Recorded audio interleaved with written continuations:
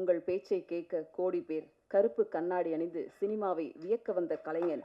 புத்தகங்களுக்கு நடுவில் குடியிருக்கும் ஒரு புதுமை பித்தன்.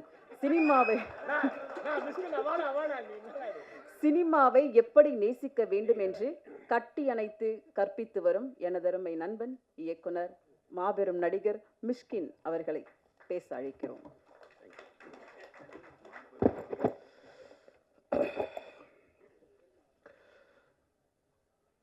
ரொம்ப ஐரணியான மேடையாக பார்க்குறேன். வெற்றிமாறனையும் அமீரன் தவிர இங்கே எல்லாருமே குடிக்காரர்கள். அதுவும் ஜான் விஜய் இப்போ தான் என்ட்ரி கொடுத்தான். அந்த படம் பார்த்துட்டு என்ன சொன்னால் இன்டர்வலில், அண்ணன் படம் முடிச்சுட்டு எங்கன்னா போகலாம் அப்படின்னு கேட்டான்.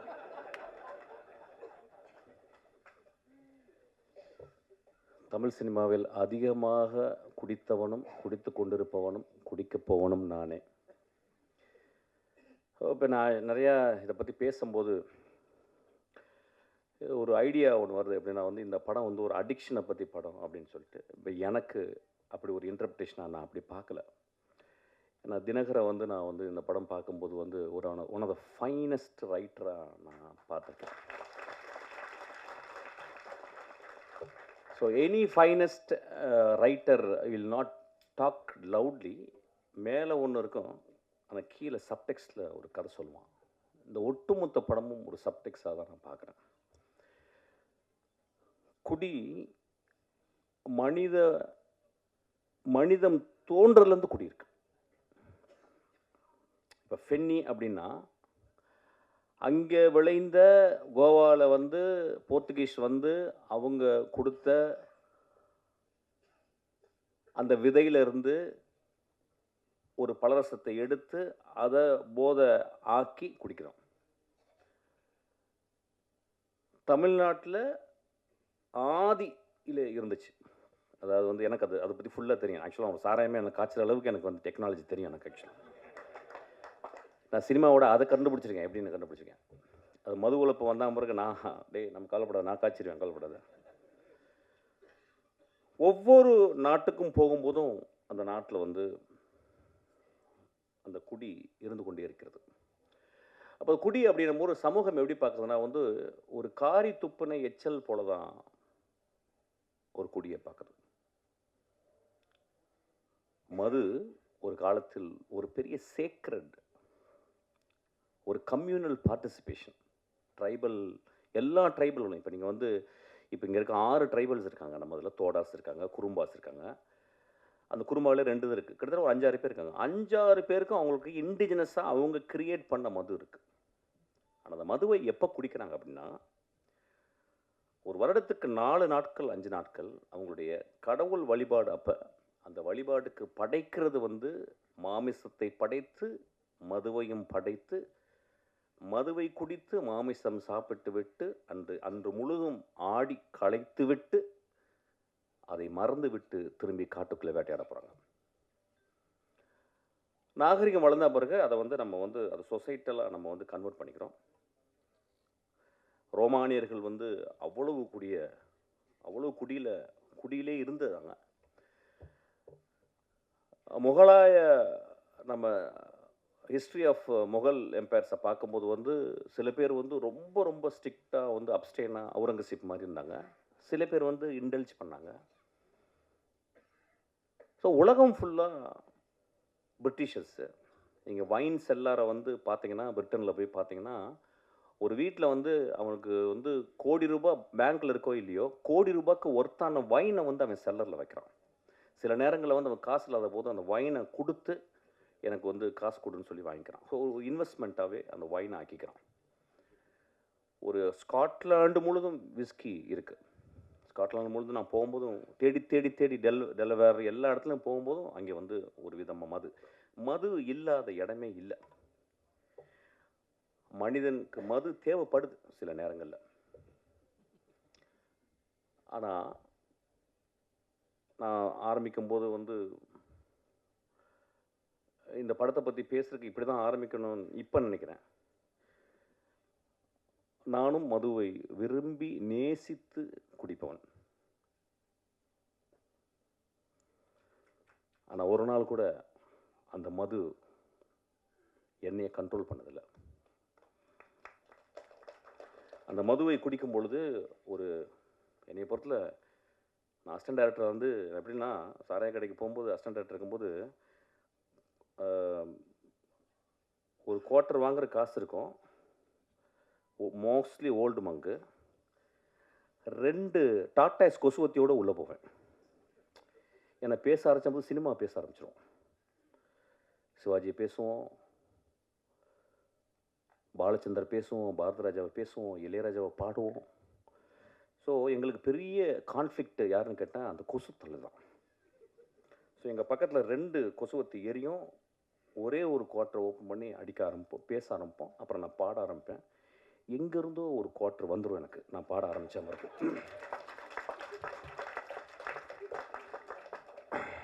நான் காலேஜில் ஃபஸ்ட் இயரில் வந்து செட்டிநாடு பாலிடெக்னில் வந்து நான் வந்து அந்த ஃபஸ்ட் இயர் முடியும் போது செகண்ட் இயர் வந்து குடிச்சிட்டு என்ன பண்ணாங்க, என்னை பாட சொன்னாங்க. நான் பாடின பாட்டு வந்து பொண்ணை போல ஆத்தா. எப்படி பாடினேன்னு தெரியல, ஃபஸ்ட் ப்ரைஸ் கொடுத்துட்டாங்க எனக்கு. செகண்ட் இயரு முழு குடி. டேய் நீ என்ன பாடல, அப்படியா? அப்போ போய் பாடினேன். அந்த பாட்டு அதே பாட்டு தான் பொண்ணை போல ஆத்தா, ஃபஸ்ட் ப்ரைஸு. தேர்ட் இயரும் அதே பாட்டு ஃபுல் குடி, ஃபஸ்ட் ப்ரைஸு. ரொம்ப ரொம்ப ரொம்ப கேர்ஃபுல்லாக இங்கே இருக்கணும். எப்படின்னா, என்னுடைய குடி இருக்கும் பொழுதும் எனக்கு எப்பயும் வாழ்க்கை சந்தோஷமாகவும் ஹோப்பாகவும் இருந்து கொண்டே இருந்தது. இந்த படம் அவன் என்ன சொல்லியிருக்கான்னு எனக்கு தெரியல. அது வந்து I have to go deeply into. I don't want to go because it's my interpretation is very important. கதை சொல்லுங்க, போர் அடிக்குது. கதை சொல்லுங்க அண்ணா, கதை சொல்லுங்க. அங்கே யாரும் குடிச்சிட்டு தராங்க பாருங்க.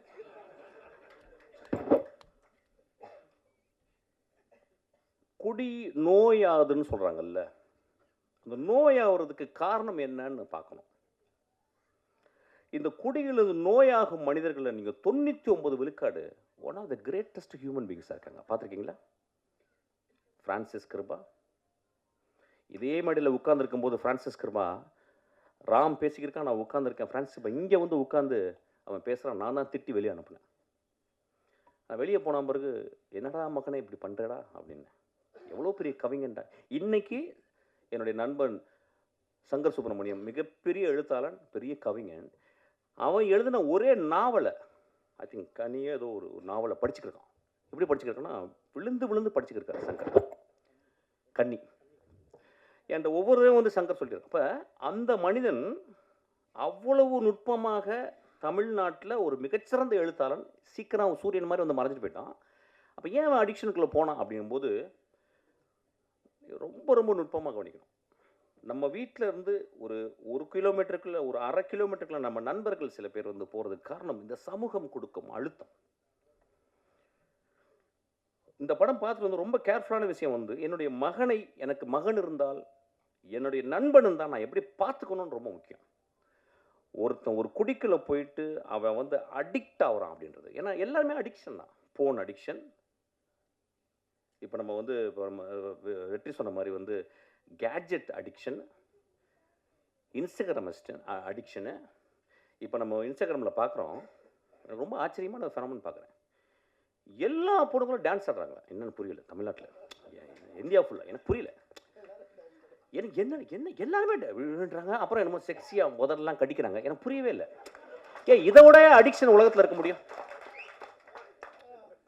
எனக்கு புரியல. ஒரு அழகான பெண், என் மகள், யாரோ ஒருத்தி அழகு லட்சணமாக இருக்கா. அவள் வந்து ஒரு கேவலமான ஓத்தாங்கம்மா ஒரு பாட்டு இருக்கும். அந்த பாட்டை பார்த்துக்கிட்டு அவள் உதரெல்லாம் கடிச்சிக்கிட்டு ஊ ஈ அப்படின்னு சொல்கிறாள். நண்பர்களை, இதை விட மோசமான அடிக்ஷன் இந்த சமூகத்தில் இருக்கான்னு கேட்குறேன். அடிக்ஷன் எங்கே இல்லை? இந்த வரப்போது இந்த ஐபிஎல் வரப்போகுது. நம்மளாம் அடிக்ஷன் இல்லையா? சினிமா விட்டு அப்படியே நேராக போய் வாயை திறந்து பார்த்துட்டே இருப்போம். டோனி ரிட்டையரே ஆக போகிறது கிடையாது. டெண்டுல்கர் தொப்பையோடு வந்து ஆடுவார். நம்ம அடிக்ஷன் இல்லையா? இந்தியா பாகிஸ்தானை எத்தனை வாட்டி தோற்றுருக்கோம், ஜெயிச்சிருக்கோம். நாளைக்கு இந்தியா பாகிஸ்தானை நாக்க திறந்து பார்ப்போம் அப்படின்னு பார்க்க போகிறோம். Are we not addicted? சினிமாவை முதல் ஷோ போய் பார்க்குறது அடிக்ஷன் கிடையாதா? ரசிகர் மன்றவங்க பெரிய பெரிய கார்ட்போர்டை வச்சு அதில் பால் ஊற்றுறது அடிக்ஷன் கிடையாதா? எது அடிக்ஷன் இல்லை? எனக்கு கல்யாணம்னா எனக்கு பட்டு புடவை இல்லைன்னா கல்யாணமே இல்லைன்னு சொல்லி ஒரு பொம்பளை சொன்னால் அதுவும் அடிக்ஷன் தான். when we are so obsessed with something, it is called addiction. நம்ம அடிக்ஷன் நம்ம எப்படி ரொம்ப ரொம்ப அப்படி பார்க்கணும், ரொம்ப கேர்ஃபுல்லாக பார்க்கணும். இது ஒரு நல்ல ஒரு ஆப்பர்ச்சுனிட்டி தான் பார்க்குறேன். அவனுக்கு ரொம்ப ஐ ஷுட் தேங்க் யூ. அந்த படத்தில் அப்படி இந்த நோயின்னு சொல்கிறாங்களா, அந்த அடிக்ஷன் ஆகி நோய் ஆன பிறகு அவங்க திரும்பி வர்றதுக்கு வாய்ப்பு இல்லைங்கும்போது, நிஜ வாழ்க்கையில் நிறைய பேர் அடிக்ஷன் ஆகி அந்த இடத்துக்கு போகும்போது அது அது அது ஒரு point of no return. There is a point. I don't call it as a disease. I may even call it as a noble disease. நான் பார்த்துருக்கேன் ஒரு குடிகாரன், ரொம்ப ரேரஸ்ட் தான். அவன் வந்து யாராவது போய் பொறுக்கி பசங்க குடிச்சிட்டு அடிப்பாங்க. ஆனால் ஒரு வீட்டில் 2 குழந்தைகள், பெண் குழந்தைகள் இருந்து, ஒரு அழகான பெண் இருந்து, அம்மா இருந்து, அவன் குடிச்சிட்டு போய் வீட்டில் கிடக்கிறான். நான் நிறைய பேர் பார்த்துருக்கேன். என்னுடைய மனைவியினுடைய தந்தையார் அவர் அப்படியே அமைதியாக ஈவினிங் வந்து அப்படியே மெதுவாக குடிக்க ஆரம்பித்து கத்த ஆரம்பிப்பார். அப்படியே அப்புறம் தூங்கிடுவார். அந்த ஈவினிங் முடியலை. நான் பார்த்து என்னடா அது நல்லா தானே இருக்கார், காலையில் நல்லா தான் இருக்கார், மாப்பிள்ளைலாம் பேசுகிறாரு, நைட்டானா அவங்க குடிச்சிட்டு. ஆனால் எந்த வச்சுக்க மாட்டேன் நான் அவர் ஒரு பெரிய குடிக்கிறாருல்ல, நான் செஞ்சிருவேங்கனால கொஞ்சம் அவர் பயந்து அப்படி அட்ஜஸ்ட் பண்ணிடல. அப்போ நான் பார்க்குறேன் இந்த சமூகத்தில் யார் குடிக்காரில்ல. நான் அதான் தான் சொல்கிறேன், நான் பெரிய குடிக்காரன். ஆனால் எனக்கு பெரிய ஹோப் இருக்குது. எனக்கு மிகப்பெரிய போதை அதை விட இருக்குது. அது சினிமா. மிகப்பெரிய போதை எனக்கு அது இருக்குது. அது வந்து குரசவா. மிகப்பெரிய போதை இருக்குது. ஒருத்தன் இருக்கான் பாரு, இளையராஜான்னு ஒருத்தன். பிடிச்சிட்டா அதுதான் சைட் டிஷ். எனக்குலாம் போட்டு சைட் டிஷ் அதுதான். மனிதர்களை அதிகமாக குடிகாரன் ஆக்குனதும் அவர் தானே வச்சுங்களேன். ஏன்னா இனிஷியேஷன் அங்கே தான் நடக்கும் ஆக்சுவலி. இல்லை நான் சொல்கிறேன், once in a while I just go out actually. ஏன்னா ரொம்ப சீரியஸாக பேச முடியாது. ஏன்னா திடீர்னு ரஞ்சித் படப்படன்னு பேசிட்டே இருந்தான். என்னடா அப்படி பேசுகிறான், சீரியஸாக பேசுகிறான்னு அப்படி I cannot talk that. So பரவாயில்ல, சின்ன கான்ட்ரவர்சி வரட்டேன், அப்புறம் இன்ட்ரெஸ்டிங்காக இருக்கணும்ல ஏதாவது. அப்போ so we have to think very sincerely. இந்த படம் வந்து எல்லாருமே பார்க்கும்போது உடனே ஒரு கட்டம் கட்டியோ அவன் தான் பயந்துக்கிட்டே இருக்கான் வயிற்றுல புளிச்ச கரைச்சி 24ஆம் தேதி எல்லாம் குடிகார கதை பண்ண நினச்சிக்கிறேன். ஏங்க ஒரு எக்ஸ்ட்ராடனரி ரைட்டர் நான் சொல்லிட்டேன். அவன் எக்ஸ்ட்ராடனரி ரைட்டர் என்ன பண்ணுறான், தான் முதல் படம் எடுக்கும்போது அவன் தேர்ந்தெடுக்கிறான் என்ன கதை பண்ணலான்னு. எப்படியாவது ஒரு குத்துப்பாட்டு வச்சு ஒப்பேத்திடலாம், ஒரு பெரிய தலைக்கு வந்து கதை சொல்லி எதாவது பண்ணிடலாம், ஏதோ ஒன்று சொல்லி பண்ணிடலாம், இப்படிலாம். அவன் தன் சமூகத்தையும் தான் வாழ்ந்த இடத்தையும் அவன் சேகரித்த அந்த ஆர்ட் மூலிமா உத்துப்பாக்க தெரிஞ்ச எல்லா விஷயங்களையும் கம்பைல் பண்ணிட்டு யோசிக்கிறான். அவனுக்கு வந்திருக்கும், ஏன் ஒரு மனிதன் குடியால் பாதிக்கப்பட்ட ஒரு மனிதனே நான் புரோட்டாகனிஸ்டாக, நான் ஒரு கதாநாயகன் நான் ஏன் சொல்ல வேண்டும் அப்படின்னா, இந்த பாயிண்ட் ஆஃப் நோ ரிட்டனுக்கு போன மனிதர்கள் இருக்காங்க பாருங்க. இப்போ பாருங்க, அந்த நான் சொன்ன அந்த பிரான்சிஸ் கிருபா, அவன் அந்த பாயிண்ட் ஆஃப் நோ ரிட்டன் போய் வர முடியல. 99 விழுக்காடு அந்த இடத்துக்கு போன பிறகு அவங்களால வர முடியல. ஸோ ஒரு குடிகாரர்கள் ஆகுவதற்கு மிகப்பெரிய காரணம் ஒன்றும் இல்லை. கனடா நாட்டில் ஃபர்ஸ்ட் நேஷன்ஸு அங்கே இருந்த மனிதர்கள், அமெரிக்கா நாட்டினுடைய அங்கே இருந்த செவ்விந்தியர்களை நம்ம போயிட்டு கொன்று இழுத்து அவங்கள ரோட்டில் விட்டுட்டு குடியை வாங்கி கொடுத்தோம். அவன் நிலத்தில் மரங்களோடையும் பறவைகளோடையும் நிலத்துலையும் வாழ்ந்த மனிதனை அவன் நிலத்தை பறிச்சுக்கிட்டு, எப்படி வெள்ளைக்காரன் வந்து நம்ம நிலத்தை பறிச்சான் பாருங்க, பறிச்சுட்டு அவனுக்கு குடியை வாங்கி கொடுத்தோம். நண்பர்களே, நீங்கள் கனடா போனீங்கன்னா இங்கே என்ன ட்ரிபிள்ஏ இருக்குது, அங்கே அவ்வளவு ரீஹாப் சென்டர்ஸ் இருக்குது. காலையில் 7 மணிக்கு 5 மணிக்கெலாம் அந்த குளிர்லையும் அவங்க குடிச்சிட்டு ரோட்டில் கிடப்பாங்க. பனியில் கிடக்கிற ஆளுங்க நான் பார்த்துருக்கேன். ஏன் வந்துச்சுன்னு நம்ம பார்க்கணும். நம்ம ரொம்ப தள்ளி போய்ட்டு ஒரு காரி துப்புற மாதிரி ஒரு குடிகாரம் படுத்திருக்கும் போது அப்படி பார்த்து போயிடுறோம். அவன் ஒருவேளை பிரான்சிஸ் கிருபாவாக இருக்கலாம். பிரான்சிஸ் கிருபா ஏன் அப்படி வந்தான்னா, நீங்கள் பிரான்சிஸ் கிருபாவுடைய லைஃப்பை போயிட்டு நீங்கள் போய் பார்க்கணும். அதுக்கு யாராவது நிச்சயம் ஒரு காரணம் இருக்கும். ஒரு குடிகாரர்களாக இந்த சமூகத்தில் புறந்தள்ளப்பட்டவர்கள், அதுக்கு நம்மளும் ஒரு காரணம் நான் சொல்ல வரேன். அதுக்காக தான் அந்த படம் எடுத்திருக்கேன். அந்த படத்தினுடைய முதல் பகுதியில் வந்து ஒரு கதைக்கு தேவையான எஸ்டபிளிஷ்மெண்ட் மட்டும் அவன் பண்ணியிருக்கான். அவன் அது ரொம்ப போக முடியல. ஆனால் அது ரொம்ப எனக்கு வந்து பொருந்தமாக இருந்துச்சு. ஏன்னா குடிகாரர்களை பற்றி நான் பார்த்துக்கிட்டே இருக்கேன். நானே குடிகாரன், எனக்கு தெரியும். என்னையே அப்பப்போ கன்னடில் போய் பார்ப்பேன். ஆக்சுவலாக அந்த மனிதனுக்கு ஹோப் இல்லை லைஃப்பில். ஏன்னா ஒரு கடுமையான வறுமை. அவன் ஒரு பெரிய ஆர்டிஸ்ட். அவன் சொல்கிறான், ஏய் என் வேலையை நீ சொல்லாதறான்றான் குடிச்சிட்டு. ஆனால் குடிச்சிட்டு சொல்கிறான். அவனை யாராவது அங்கே இருக்கவன், அண்ணா நீ எவ்வளோ பெரிய ஆர்டிஸ்ட்னா, நான் சாயங்காலம் குடினா, ஆனால் இந்த ஆர்ட் ரொம்ப முக்கியம்னு. ஒருவேளை அவனுக்கு இந்த சமூகம் சரியான வேலையும் சரியான அவனுடைய அறிவுக்கு அங்கீகாரம் கொடுத்துருந்தால் அவன் குடித்திருக்க மாட்டான். அவன் ரோட்டில் போய் யாரையுமே அடிக்கலைங்க அந்த படத்தில். அவன் ரோட்டில் போகிற பொம்பளையை கை பிடிச்சிருக்கல. தன் மனைவி, தான் கைவிட்டு போன மனைவி இன்னொரு மனிதனோட நிற்கும் போதும் இவன் எழுதின அந்த கதாபாத்திரம் ரொம்ப அமைதியாக இருக்கு. அவன் போய் சட்டை பிடிக்கல. உலகத்தின் மிகச்சிறந்த சீனுங்க அது. அந்த இடத்துல அப்படியே நிற்கிறான். அமீர் சொன்னார், ரொம்ப அழகாக சொன்னார்.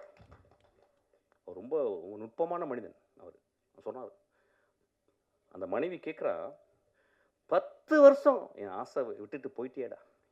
ஏடா 10 வருஷம் முதல் நாள்லேருந்து குடிக்கிறேண்ணா. 10 வருஷம் எங்கள் அப்பா அம்மா பொத்து ஓன்ட்டு கொடுத்தாங்கடா.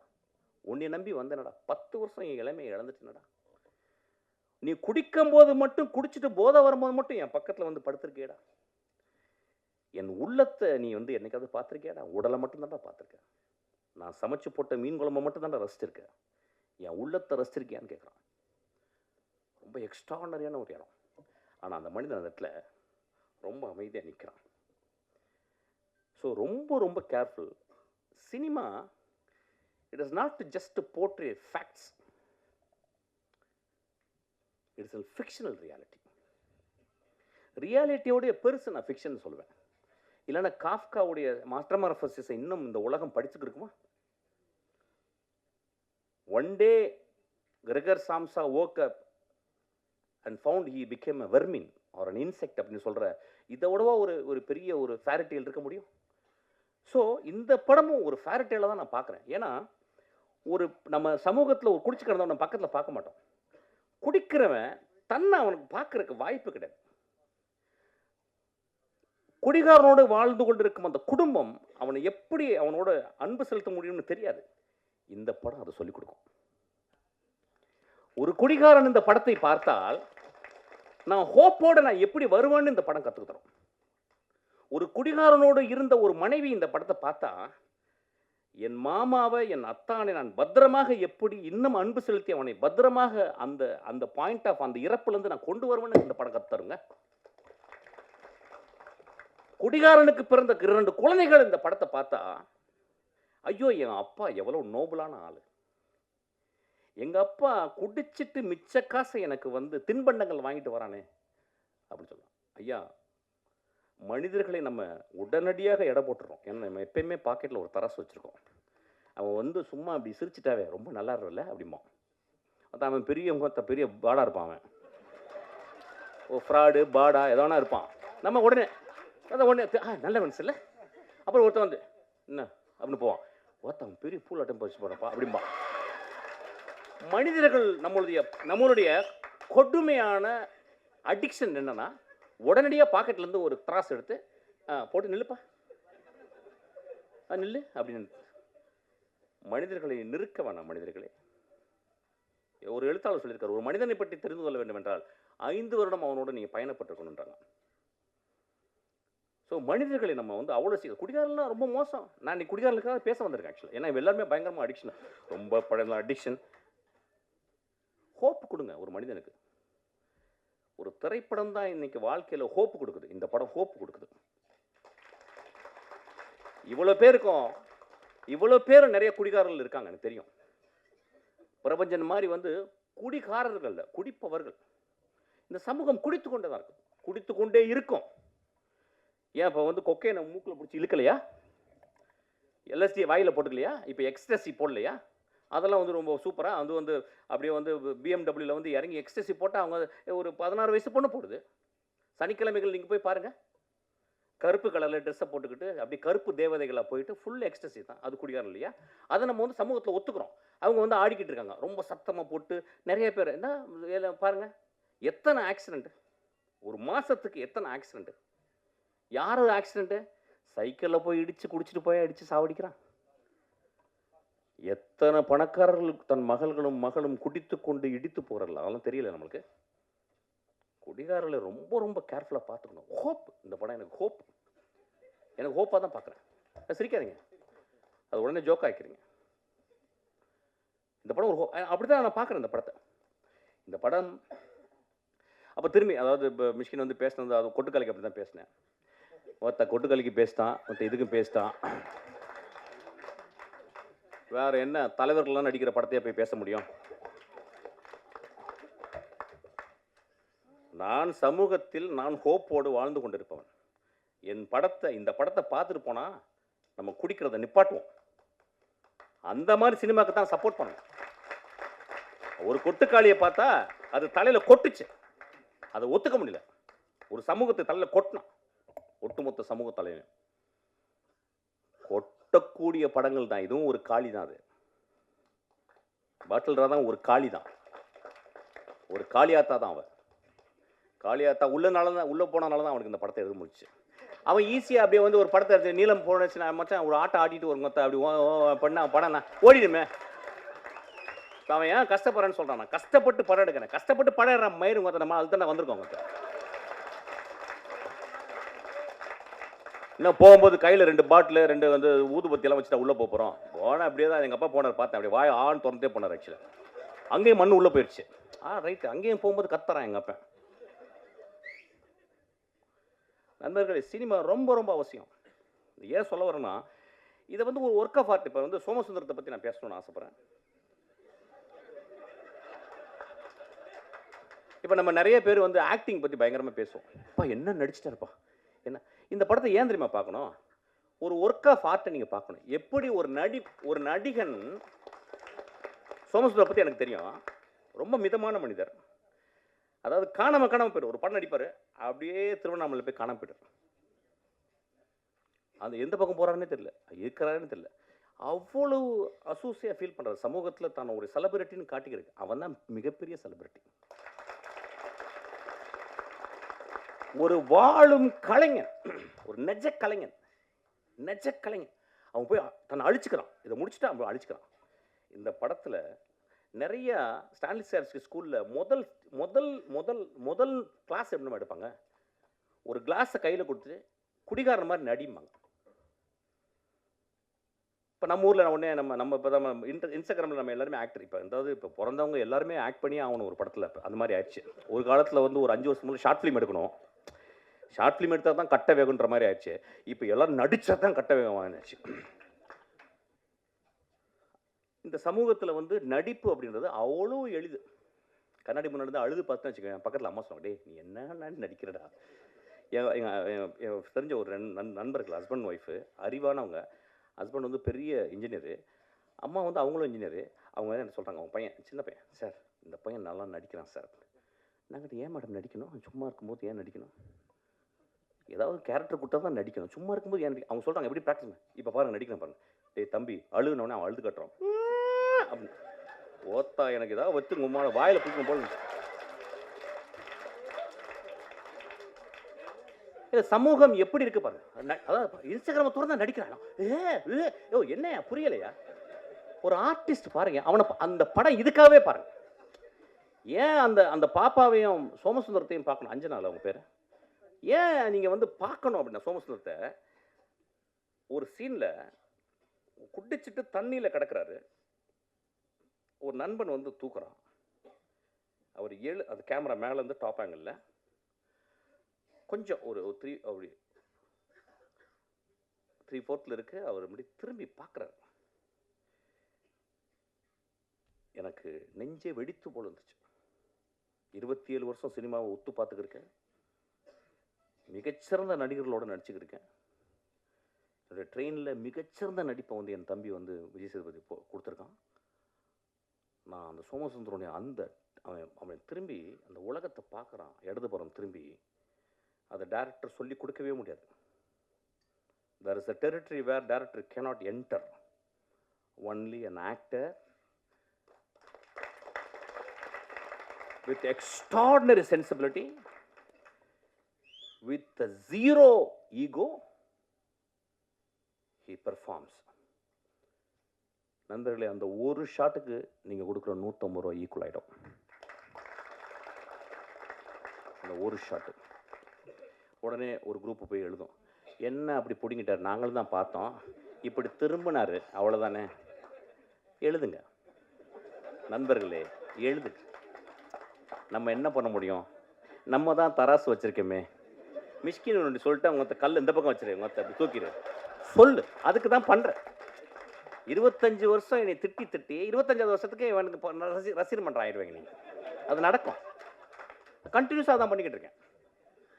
அப்போ நீங்கள் இப்போ இங்கே இருக்க ஜெனரேஷன், நியூ ஜெனரேஷன் என்ன பார்க்குறாங்கன்னா, நடிப்பு அப்படின்னா என்னன்னு ஒரு எழவே தெரியலைங்க.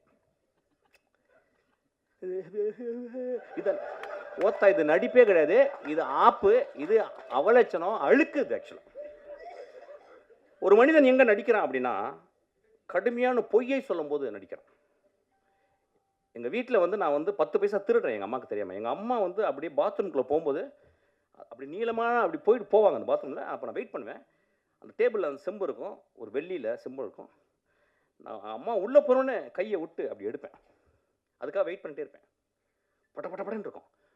எடுத்து 20 நாள் சக்ஸஸ். ஆக்சுவலி 21 நாள் போனவன் வெளியே வந்துட்டான். அப்படியே போனால் அப்படியே கையை விட்டு கீழே உளுந்து கீழே அடி அப்படியே நிற்கிறேன். எங்கள் அம்மாவுக்கு தெரியல, என்னடா பண்ண அப்படின்னாங்க. அப்படின்னா நடிப்பு, ஒரு நடிப்பு எவ்வளோ கஷ்டம் பாருங்க. அப்போ நான் வந்து எங்கள் அம்மாட்ட நடிக்கிறேன். இல்லைம்மா நான் திருடவே இல்லைம்மான்ட்டேன். எங்கள் அம்மா கண்டுபிடிச்சேன். எங்கள் அம்மாவுக்கு தெரியல ஆக்சுவலாக நான் என்ன பண்ணேன். நான் திருடவே இல்லைன்ட்டேன். எங்கள் அம்மா நான் திருடவே இல்லைம்மா அப்படின்ட்டேன். வந்து என்ன பண்ணாங்க, ஒரு தீக்குச்சி எடுத்து பற்ற வச்சு, இங்கே பற்ற வச்சு அழிச்சு இப்படி தொட்டாங்க. எங்கள் அம்மா சொல்லி கொடுத்தது நாடகம், நீ நல்ல நடிகன் நல்ல அப்படின்னு சொல்லிட்டு. ஒரு நடிகன் அப்படின்றவன் வாழ்நாள் முழுவதும் அவன் ஒரு தியேட்டர் பேக்ட்ராஃபில், அதுக்கு பின்னாடி வந்து முத்துசாமி அப்படின்னு சொல்லி ஒரு பெரிய கலைஞன் இருக்கான். முத்துசாமி வந்து ஒரு மிகச்சிறந்த சிறுகதைகள் எழுதியிருக்காரு. ஒரு வாழ்ந்த ஒரு பெரிய ஒரு இந்தியாவினுடைய ஸ்டான்லி ஸ்டாவிஸ்கி அவர். அப்போ அங்கே இருந்து அவன் நுட்பத்தை பார்த்து பார்த்து பார்த்து வந்திருக்கான். அப்போ அவன் ஒரு டெக்ஸ்ட் புக் சமூகத்துக்கு, ஒரு மனிதன் எப்படி நடிக்கிறான்றதை எப்படி பார்த்துக்கணும்னு. அந்த பாப்பா நடிச்சிருக்கா. நான் சொன்னேன், படம் பார்த்து வந்து போதுண்டி உனக்கு அப்படின்னு. நீ ரொம்ப வெயிட் பண்ணி இந்த பாரு பயங்கரமான காருகர்லாம் வாங்கி பெரிய லெவலில் நடிக்கணும்னு நினைக்காத. உன் லைஃப்பில் ஒரு சத்யஜித் ரே படத்தில் நடித்தது அளவுக்கு நீ நடிச்சிட்டு போதுண்டி உனக்கு. ரொம்ப எக்ஸ்ட்ரானரியான ஒரு இந்த படத்தில் வந்து நான் வந்து இப்போ என்னென்னா, நம்ம வந்து என்ன நினைக்கிறோன்னா, சினிமாவை முழுக்க கேளிக்கையாகவே பார்க்குறோம். போனோடனே மச்சான் என்ன மச்சான் 5 நிமிஷத்தில் பாட்டு ஏதாவது வருதா, அப்புறம் என்ன, இதுதான் வீட்டில் நடந்துக்கிட்டே இருக்கேன். ஒரு சினிமான்றது என்னங்க, ஒரு பெரிய டிசிப்ளின்ங்க, ஒரு தவம்ங்க. சினிமா என்ன நடக்குது, உள்ளே போகிறீங்க, செல்லெல்லாம் ஆஃப் பண்ணி உள்ளே வைக்கிறீங்க, அவன் வந்து நாதல்லாம் போடுவான், அதெல்லாம் அங்கேயும் பேய்கள்லாம் வரும். அதை சின்ன குழந்தைங்களுக்குலாம் வந்து வரும். சின்ன குழந்தை இதெல்லாம் முடிச்சுட்டு அதுக்கப்புறம் வந்து சிகரெட் பிடிக்காதீங்க, அது பிடிக்காத 2 நிமிஷம் வரும். எதுக்கு போடுறாங்கன்னு எனக்கு தெரியல. ஆக்சுவலாக சிகரெட்டை நிப்பாட்டினா முடிக்க போகுது. ஒரே ஒரு வார்த்தை, சிகரெட்டை நிப்பாட்டினா முடிஞ்சு போச்சு கதை. படம் ஃபுல்லாக சிகரெட்டு. அவன் நான் என் படத்தில் யாராவது குடித்தாங்கன்னா கீழே புகை பிடிக்காதுக்கு உடனே கெடுது. எவ்வளோ போராக இருக்குங்க. உடம்புட்டு அங்கே தெரியுமே, அதை விட்டால் தான் பண்ண பரவாயில்ல என்னப்போ. அப்போ தான் போட்டு ஒரு படத்துக்குள்ளே போகும்போது ஒரு மனிதனை அவன் காட்டுறான். ஒரு என்ன அழகான ஒரு டிரான்ஸ்ஃபர்மேஷனான ஒரு இடம் சினிமா. அந்த மாதிரி ஒரு சினிமா. ஸோ ஒரு கேளிக்கையாக மட்டும் சினிமா வந்து நீங்கள் இந்த படத்தை பார்க்காதீங்க. நான் சொல்லுவேன், இந்த படத்தை பார்க்காதீங்க ப்ளீஸ், வராதீங்க. சமூகத்தின் மேலே உங்களுக்கு, உங்கள் மேலே உங்களுக்கு, உங்கள் குழந்தைகள் மேலே உங்களுக்கு, உங்கள் தாய் தந்தையர் மேலே, உங்கள் நண்பர்கள் மேலே, உங்கள் பக்கத்து வீட்டில் இருக்க ஒரு நாய் மேலே உங்களுக்கு அன்பு இருந்தால் கூட நீங்கள் நல்ல திரைப்படங்களை தேடி போய் பாருங்கள். கேளிக்கை படங்களை பார்க்கணும், வேடிக்கை படங்களை பார்க்கணும். அது ஒரு ஆர்ட் ஃபார்ம். ஒரு எப்படி சொல்கிறது, ஒரு sub art form. This is a great art form. இந்த கிரேட் ஆர்ட் ஃபார்ம் அவன் எடுத்திருக்கான். இந்த படத்தில் வந்து அந்த பாரி டே எந்திரிச்சு சொல்கிறேன், அவன் நடிச்சிருக்கான். எனக்கு அவன் வந்து ஜமாலாம் நடித்தான், படம் பார்க்கல. ஜமா ஜமான்னாங்க, என்னடா மொத்த ஜமா ஜமான்னு விட்டுட்டேன். என் தம்பி வந்து கேட்டான், என்னடா ஜமா பார்க்கல? டே சரி ஜமா பார்க்கல, விட்றா, என்னடா பார்த்துக்கலாம்டா, விட்றா. அவன் வந்து அப்பப்போ வருவான், வந்து ஒரு 2 தடவை ட்ரிங்க்ஸ் போட்டிருக்கான் என் கூட இப்படி நடுவில். இந்த படத்தில் அவன் வந்து ஒரு அடிக்டட், அதாவது எப்படின்னா அடிக்டட்னா தி அடிக்டட், அதாவது வந்து உலகத்தின் உச்சத்துக்கு ஒரு அடிக்ஷன் போங்கள்ல, அந்த கேரக்டர். அந்த கேரக்டர் நான் பார்த்துட்டு, அவன் வந்து உடல் மொழி டேரக்டர் வாங்கியிருக்கான், முக பாவனைகள் எல்லாமே அவன் வெளியிட்டிருக்கான், எவ்ரி இன்ஸ்ட்ரக்ஷன்ஸ், அதாவது அந்த அந்த ஒரு கேரக்டரை பார்க்குறதுக்கு நீங்கள் 4 வாட்டி இந்த படத்தை பார்க்கலாம். ஒரு ஹோப்பே இல்லாத ஒரு கடைசியில் வந்துட்டு போகிற ஒரு character. What a beautifully etched, what a beautifully written character, what a beautifully directed character. Beautiful director, very proud of you. ஆனால் கொஞ்சம் தாடி எடு, ஆக்சுவலாக போர் அடிக்குது. அன்றைக்கே தாடி எடுக்க சொன்னேன் ஆக்சுவலாக. அது ஒரு வாட்டி பெரிய டேரக்டர் மாதிரி இப்படி தடவிட்டு, எட்ரா அழகாக தானே எனக்கு மூஞ்சி, உட்காரடே. சச் அ ஃபென்டாபுலஸ் எக்ஸ்பீரியன்ஸ் இந்த படத்தை நான் பார்த்தது. இப்போ இந்த படத்தை பார்க்கும்போது நான் அப்படிதான் சொல்லேன், எப்பயுமே ஒரு மேடையில் வந்து பேசும்போது இந்த படம் நல்லா இருந்துச்சு, இந்த படத்தை ஒரு தடவை பார்த்தீங்கன்னா நல்லா இருக்குது அப்படின்னு போனேன்னு வச்சுங்களேன், அதுக்கு நான் எங்கேயாவது போய் பாத்ரூமில் போய் எங்கேயாவது வலிக்கு விழுந்திருக்கலாம் ஆக்சுவலாக. So I really want to tell something, it's a beautiful movie. எனக்கு என்னென்னா 2025களில் இந்த வர்ற நெக்ஸ்ட் ஜெனரேஷன் ரொம்ப நுட்பமாக தெரிஞ்சிச்சு. ஏன்னா அந்த 75-80 வருடம் சினிமாவை பார்த்து புளிச்சு போன புளி ஏப்பம் தெரியும் சொல்லுவாங்க, புளிச்ச ஏப்பம்னு சொல்லுவாங்கள்ல, அந்த புளிச்ச ஏப்பம் தான் எல்லாமே. இப்போ நானும் வெற்றிமாறன் நமீர்லாம் மறந்துக்கிட்டு இருக்கோம் என்ன பண்ணுறது அப்படின்னு. ஆனால் பண்ணிக்கிட்டே இருக்கோம். ஏன்னா எங்களுக்கு வந்து ரைட்டர்ஸ் ஹெல்ப் பண்ணிக்கிட்டே இருக்காங்க, எங்களுடைய ஆத்தர்ஸ் எங்களுக்கு வந்து எப்பயுமே ஹோப் கொடுத்துட்டே இருக்காங்க. இப்போ இன்றைக்கி வர்ற ஆளுங்க தே taking beautiful movies, extraordinary movies.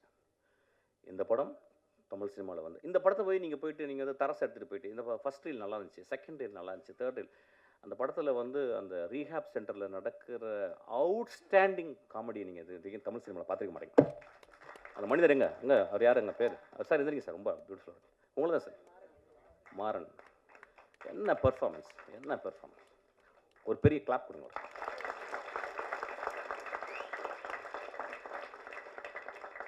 So இந்த படத்தை நீங்கள் வந்து எப்படின்னா உங்கள் சுயத்தை அவுத்து வச்சுட்டு, உங்களுடைய அப்சஷன் எல்லாம் அவுத்து வச்சுட்டு அப்படியே ரொம்ப அமைதியாக பார்த்தீங்கன்னா, it's a very beautiful tale, it's a moral tale. இது வந்து ஒரு ஒரு எக்ஸ்ட்ராடனரி உங்களை சிந்தனையை தூண்டுது. ஒரு குடும்பம், அதாவது என்னன்னா நம்ம எல்லாருமே லைஃப்பை வைக்காரியஸாக தான் பார்க்குறோம். நம்மள்ட்ட இல்லை பக்கத்து வீட்டுக்காரன் குடிக்காரன், நம்மள்ட்ட இல்லை பக்கத்து வீட்டுக்காரன் ரேப்பிஸ்ட்டு, நம்ம இல்லை பக்கத்து வீட்டில் பொண்டாட்டி அடிக்கிறான், இல்லையா பக்கத்து இருக்கிற பொண்டாட்டி அடிக்கிறான், நானும் அடிக்கிறேன் அவன் கூட, ஏதோ ஒரு வகையில் அவன் குடிக்கிறான்னா அதுக்கு நானும் ஒரு காரணியா. இந்த சமூகம் வந்து எப்படின்னா ஒரு சிலந்தி வலை தான், ஒரு இடத்த தொட்டால் இந்த பக்கம் அதிரும். சமூகம் எல்லாம் எவ்ரிதிங் இஸ் இன்டர் கனெக்டட். இந்த படம் ஒரு எக்ஸ்ட்ராடனரி படம். இந்த படம் பாருங்கள். I am very proud to see this film. ஒரு ஒரு ரொம்ப நான் பார்த்தேன், ரொம்ப சந்தோஷப்பட்டேன். விமர்சனம்லாம் நீங்கள் பண்ணுவீங்க, நீங்கள் வழக்கம் போல் பண்ணுவீங்க. ஒரு குவார்ட்டர் அடிச்சுட்டு போய் பாருங்கள் படத்தை. ஆக்சுவலாக அப்படி விமர்சனம் பண்ணணும்னு நினச்சிங்கன்னா, இல்லை சும்மா போய் பார்த்து ஒரு குவார்ட்டர் வெளியே வந்து அடிங்க. ஆக்சுவலாக இது ஒரு விளையாட்டுக்கு தான் சொன்னேன். ரொம்ப ஒரு ஜென்யூனான படம். ரொம்ப ஒரு ஆழ்மனத்துலேருந்து ஒரு இளைஞன், ஒரு குழந்தை எடுத்திருக்கான். அவன் இன்னும் தமிழ் சினிமாவில் அவன் உயிரோடு இருக்க வரைக்கும் அவன் நல்ல படங்கள் பண்ணுவான்.